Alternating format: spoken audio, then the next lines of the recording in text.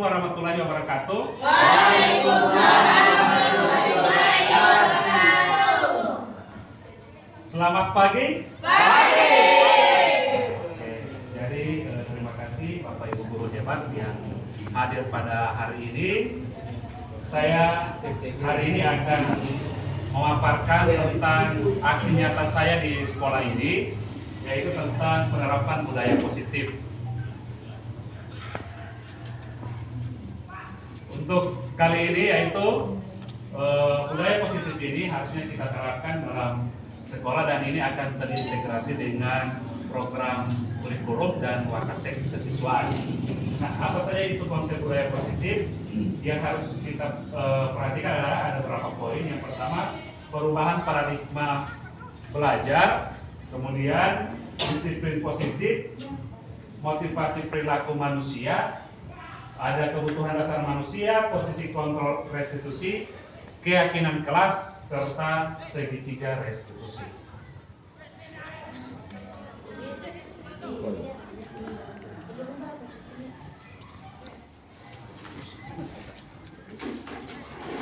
Kemudian paradigma baru, yaitu pembelajaran paradigma baru merupakan pembelajaran yang berorientasi pada penguatan kompetensi dan pengembangan karakter sesuai dengan profil belajar Pancasila. Yang berikut disiplin positif.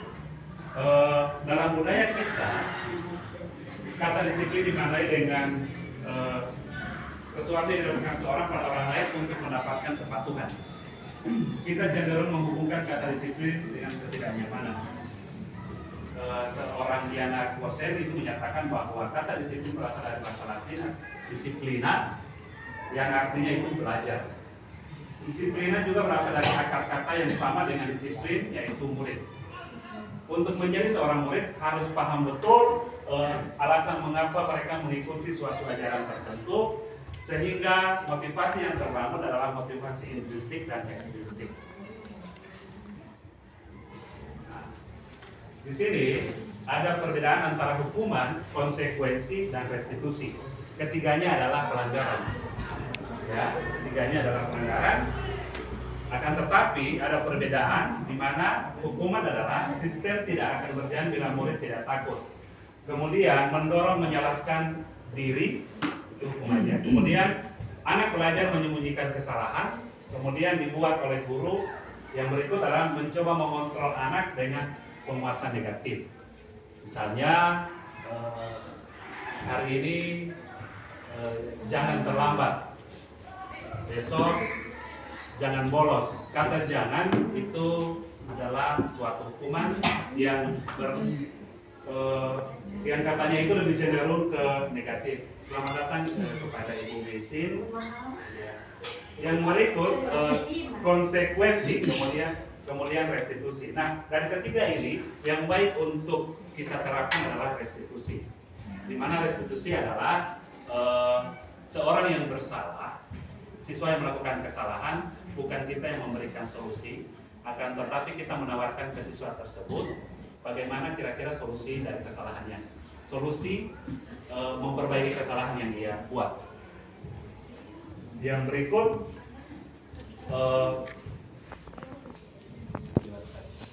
motivasi perilaku manusia.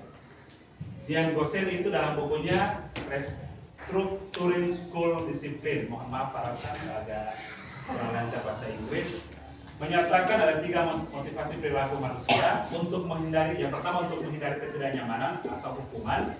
Yang berikut untuk mendapatkan imbalan atau penghargaan dari orang lain. Yang terakhir adalah untuk menjadi orang yang mereka inginkan dan menghargai diri sendiri dan nilai-nilai mereka untuk percaya. Yang berikut dihukum oleh penghargaan. Apa maksudnya? Saat kita berulang kali menjanjikan hadiah kepada anak-anak agar berperilaku bertanggung jawab, atau kepada seorang murid mempelajari sesuatu yang baru, atau kepada seorang karyawan agar melakukan pekerjaan yang berkualitas, kita sedang berasumsi mereka tidak dapat melakukannya atau mereka tidak akan memilih untuk melakukannya. Ampun. Ini teorinya. Kemudian kebutuhan dasar manusia itu ada 5. Yang pertama itu kebutuhan untuk bertahan hidup, Yang berikut cinta dan kasih sayang, kemudian kebebasan, kesenangan, dan kekuasaan. Kemudian kita masuk di posisi kontrol dari restitusi. Yang pertama, ini guru, posisi kontrol seorang guru. Yang pertama penghukum, ya, penghukum, kemudian sebagai teman, kemudian sebagai manajer, kemudian pembuat rasa bersalah, dan sebagai pemantau. Penghukum itu yang bagaimana? Itu di saat siswa datang, kita langsung menghardik, langsung menegaskan bahwa kau bersalah. Itu posisinya penghukum. Kemudian sebagai teman, itu posisi guru sebagai teman itu di saat ada siswa yang melakukan kesalahan, guru itu, siswa cenderung berharap ke guru itu, tenang saja, nanti Pak Guru membela kita orang. Ya. Mungkin kita semua ada di dari 5 posisi ini. Kemudian sebagai pembuat rasa bersalah, pembuat rasa bersalah itu kadang kita begini, kau ini sobekan, kebanyakan perwalian, kau ini sobekan baru sama si ibu, sama si Pak Guru, ya, yang ibu sobela-bela kamari, ya, kau tidak tahu ibu itu memperjuangkan kau pada saat penetapan nilai. Ada feedback kalau begitu. Kemudian pemantau itu dia cenderung ke data, ya. Kau seberapa kali terlambat di catatan ini, kau sudah 5 kali. Ya, itu cenderung ke pemantau, itu dia berdasarkan data. Ya. Kemudian posisi manajer. Nah, posisi manajer ini adalah posisi yang sangat baik, yaitu seperti yang tadi saya ini dalam restitusi itu guru menanyakan kenapa dia misalnya terlambat, kendalanya apa, kemudian kira-kira solusinya bagaimana supaya dia tidak terlambat besok. Jadi guru tidak memberikan solusi, tetapi siswa itu sendiri yang menawarkan solusinya. Besok saya bisa hadir tepat waktu. Dan situ ada komitmen antara guru dengan sendiri.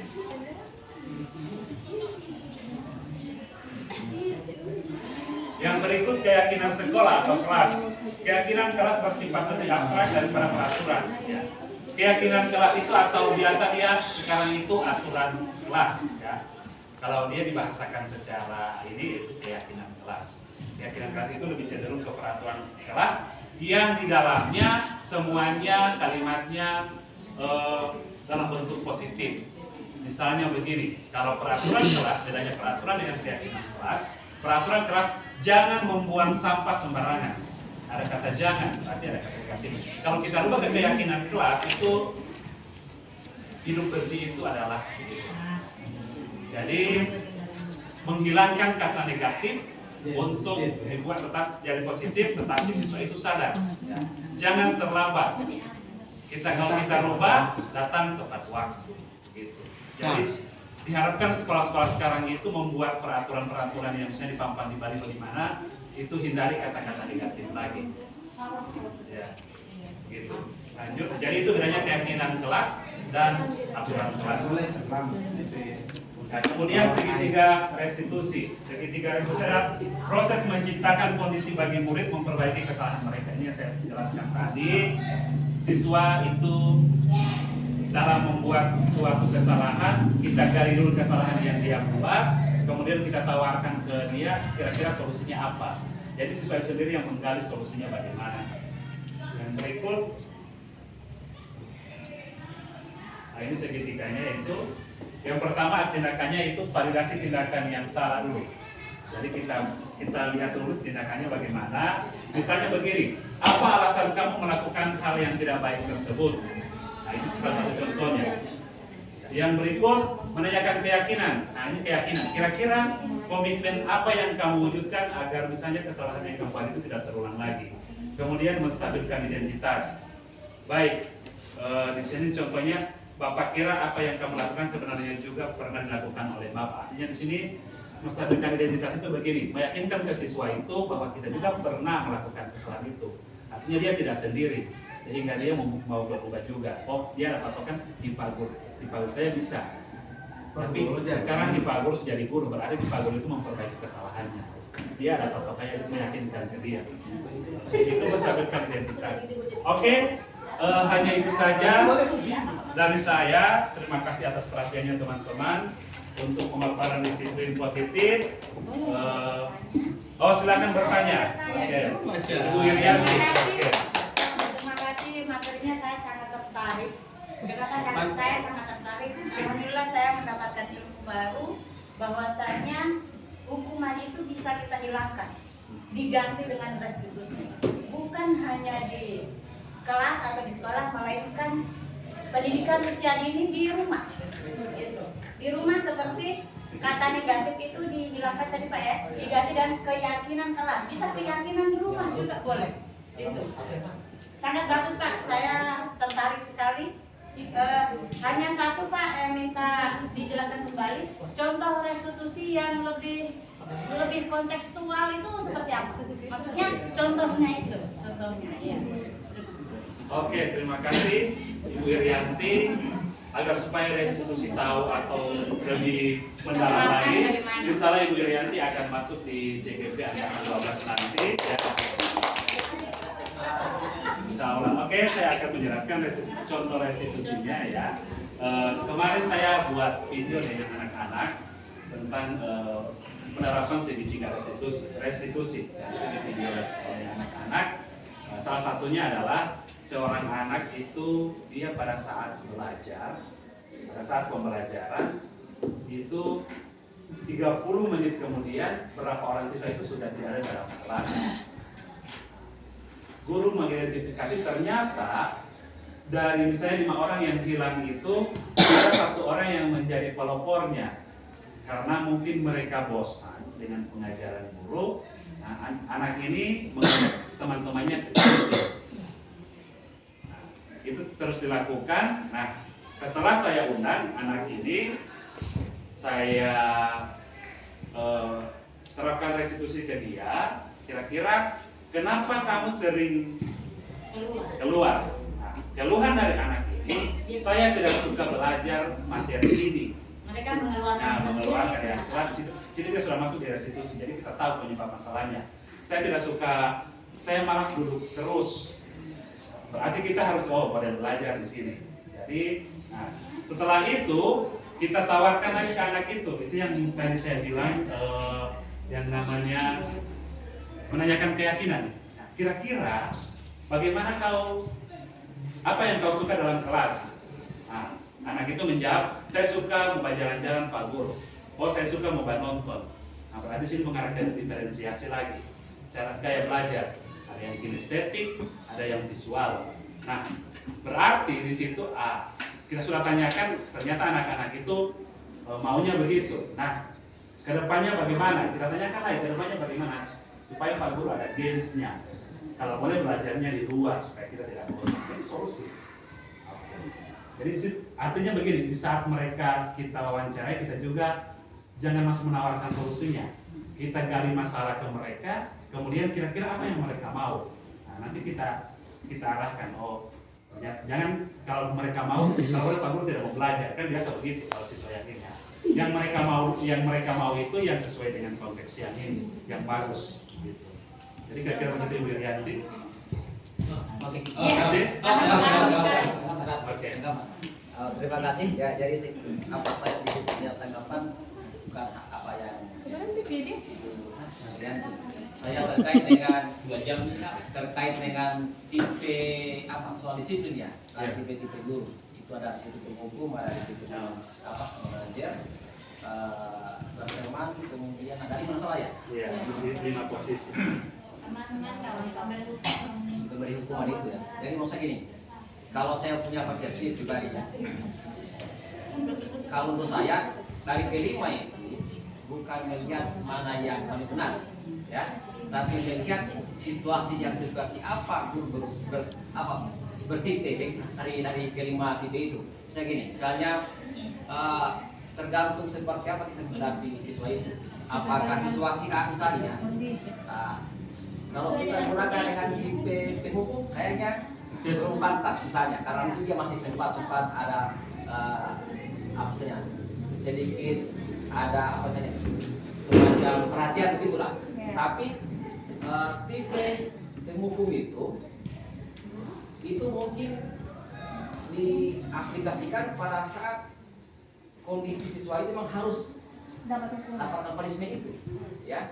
Namun saya pikir hukuman itu tidak bisa dilakukan dalam bentuk fisik, misalnya dalam bentuk pemberian tugas, ya, atau mungkin apa saja yang sifatnya tidak bisa mencederai anak itu.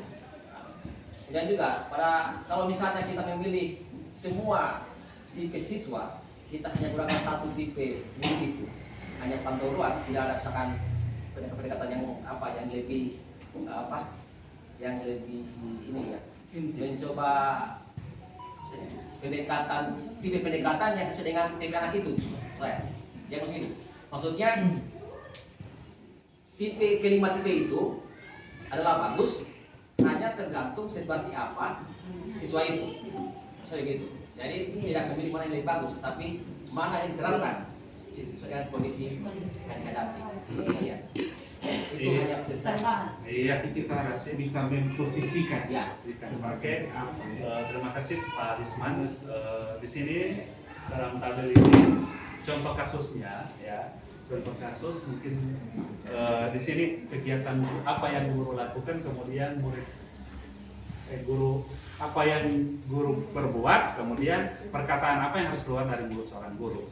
Di sini sudah dipilah-pilah. Misalnya untuk penghukum, guru berbuat itu misalnya apa, menghardik, menunjuk, ya, kemudian menyakiti atau menyindir.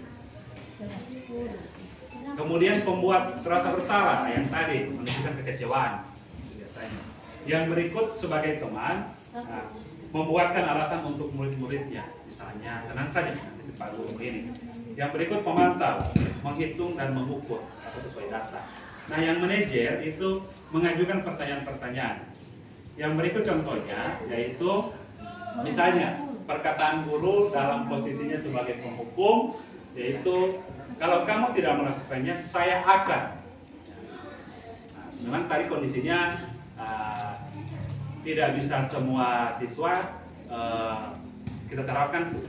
Artinya di 5 posisi ini menurut Pak Risman itu bisa, tetapi itu gunanya yang tadi. Kenapa di sini saya sentil ada materi segitiga restitusi. Nah, segitiga restitusi itu yang akan mengendalikan agar supaya dari keempat posisi ini, ya, keempat posisi ini adalah yang kurang dibolehkan, ya, penghukum, pembuat rasa bersalah, teman, dan pemantau. Yang sangat direkomendasikan adalah sebagai seorang manajer. Nanti ada di YouTube juga contoh penerapan kasusnya. Kemudian sehingga di dalam posisinya siswa sebagai, ya, siswa kan berbeda-beda, mereka punya ini karakter, ya. Disitulah tugas kita sebagai seorang guru, bagaimana memposisikan kita sebagai seorang manajer. Di manajer itu dia akan include keempat ini, ya, akan tetapi keyakinan kelas itu terbentuk di situ. Misalnya tidak selalu dia memberikan ke anak-anak itu untuk kalimat-kalimat negatif itu sering dihilangkan. Misalnya besok kau jangan terlambat. Di sini kalau dia posisinya manajer itu kira-kira besok kau masih terlambat atau tidak. Artinya kita mengajukan pertanyaan. Gitu. Jadi jangan langsung di hati. Terima kasih. Masih ada lagi? Ya, saya rasa diskusi kita hari ini sangat bagus sekali tentang penerapan budaya positif ini. Terima kasih atas perhatiannya teman-teman. Demikian, wabillahi taufiq wal hidayah. Wassalamualaikum warahmatullahi wabarakatuh. Waalaikumsalam.